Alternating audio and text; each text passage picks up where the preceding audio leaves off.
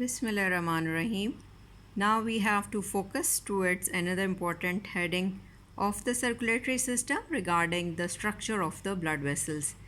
In the first figure, you can see the structure of an artery, and here you can see the structure of a vein.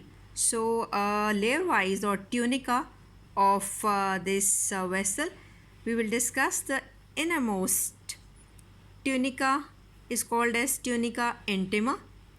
It is having the innermost lining, you can see here, is the endothelium, having the simple squamous epithelium in it.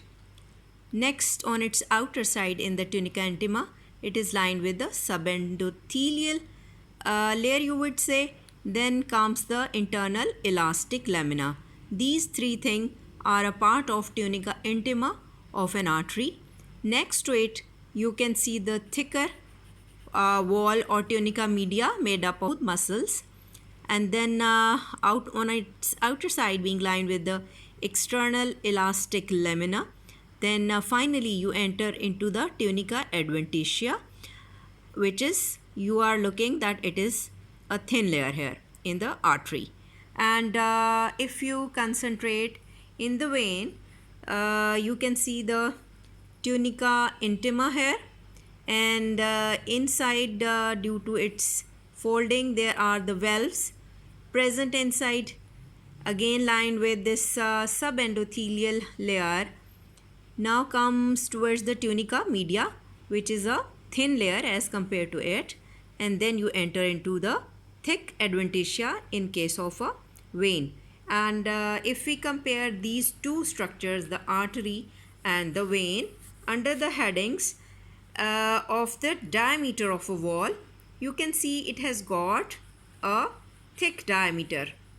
You consider it as a you would say that it's a like a rigid heart having a thick diameter, and lumen inside, diameter of lumen is small, like a tongue dil structure with a sakht outer thick diameter and a tongue lumen inside. I am mentioning few words in Urdu so that you may easily learn them. Then comes towards the patency. It is patent, like a tani hui cheese jaise hoti.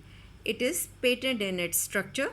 Then comes towards the next heading, if we consider about the blood pressure inside, which is higher than that of a vein. Its tunica media is thick, and that of vein it is thin. And now you can see about the adventitia, which is thin here, and here it is a thick layer. Opposite is case in that of a vein. It is somewhat, you would say, a naram dil with a wider lumen, khule dil ka malik, you would say, and the diameter is rather thin. What else? Usually we find a vein with the collapsed lumen, जैसे कि कोई चीज़ झुकी हुई हो, मुड़ी हुई हो. With the blood pressure, less blood pressure, you would say, come the bow. The media is thin, but the adventitia is thicker one. That were the few terms I used so that you can compare and contrast them easily and learn them easily. Now, after discussing the structure, we have to now look into the neurovascular supply of these blood vessels. Now, again, you are looking into the structure of a large vein, and this is the structure of a artery. Now, you are looking on its outer covering, the tunica adventitia, and you find a vein entering here and an artery entering here. Usually you see that the combination of these two structures in the adventitia you find called as vasa vasorum. One artery is usually accompanied by the pair of veins.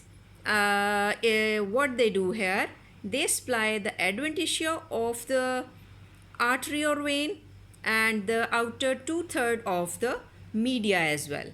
And what happens to the supply of rest of the 1/3 of the media and the intima? they get their supply through the process of diffusion by the inner blood that is being running through it. So after that, we should learn that there is a nerve supply also for even these blood vessels, and the layers muscular tissue inside these vessel, you would say, to give it as a constriction and dilatation process. The nerve is there.